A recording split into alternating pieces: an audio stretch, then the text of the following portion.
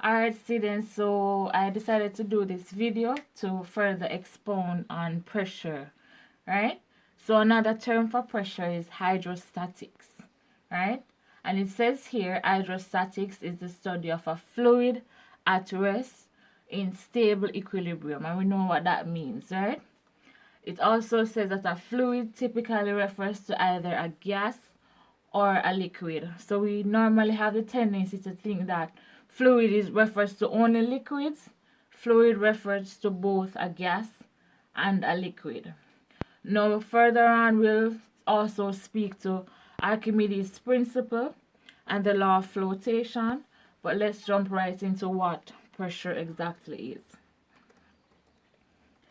Alright, so it says here that pressure is the force acting perpendicularly per unit area.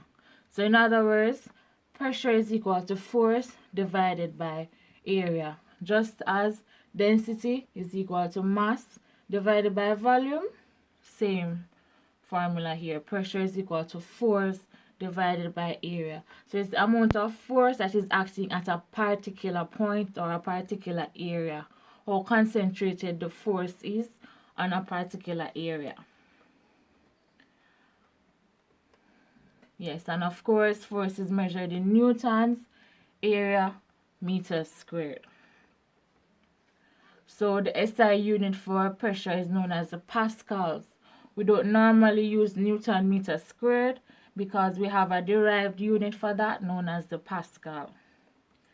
Alright, looking at both of these cubes or cuboids, it says which of the following exerts a larger pressure? Would it be A or B? Now if you would have selected B, it would have been correct because looking at the formula, P is equal to F over A. The smaller the area, which would be a smaller area by right here, the bigger the pressure. So the smaller the denominator, of course, in this fraction, the larger the pressure would be. So B would exert a larger pressure, right? So we're going to jump right into liquid pressure now, or pressure in liquids. So we have this container filled with water.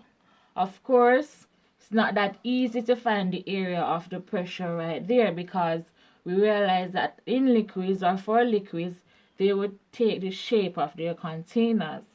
So the formula is a bit more, it's a bit different. So first we'll find the weight of the liquid.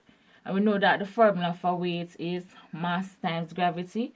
And of course, weight is a force, right? And we're seeing also here that the mass is transposed, or we use volume times density for the mass. You guys would of course know why, because density is equal to mass over volume. So mass is equal to volume times density. Now why did we have area times height times density represented for, or area times height rather, for the volume, right? So to find the volume of water in this container, we'll have to know the area right here multiplied by the height, right, to find the total volume, right? And it says here that volume is mass is equal to volume times density. So that's basically another way to find the volume here, right?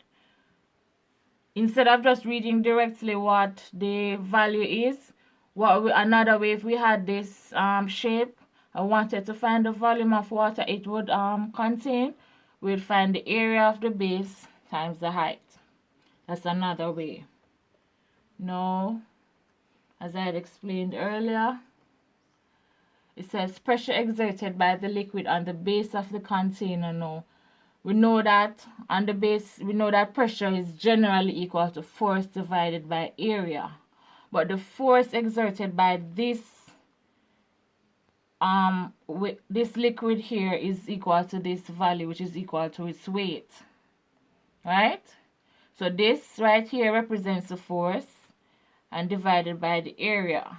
Now we're seeing that the area, and the area would represent the base here. So we're seeing that the area would be there twice. So it would be in the numerator and in the denominator as well. So all we need to do is cancel those.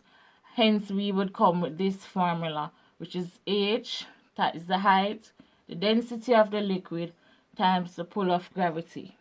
Right? So that's how we got this formula here for the pressure exerted in liquids.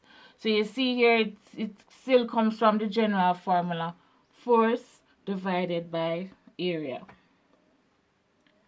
And so it says pressure due to a liquid column is equal to height of the column, density of the column times the gravitational field strength. And that's of course a general formula that you need to remember. So moving on.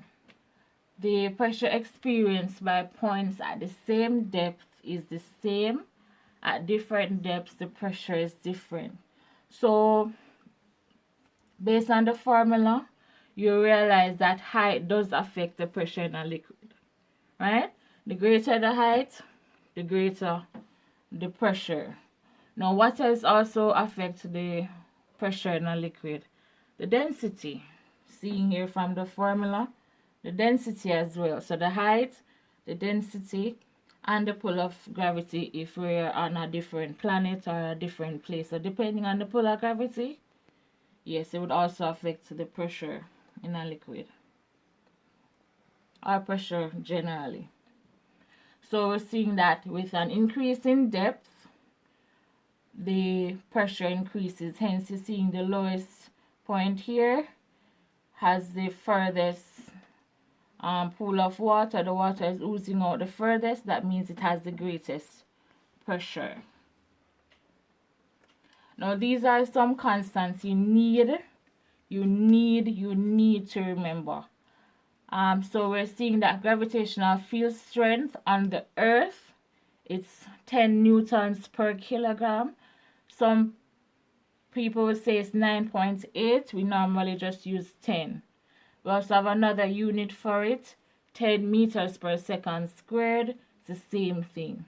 You need to remember acceleration due to gravity or gravitational field strength or just gravity, unit 10 newton per kilogram. Density of water.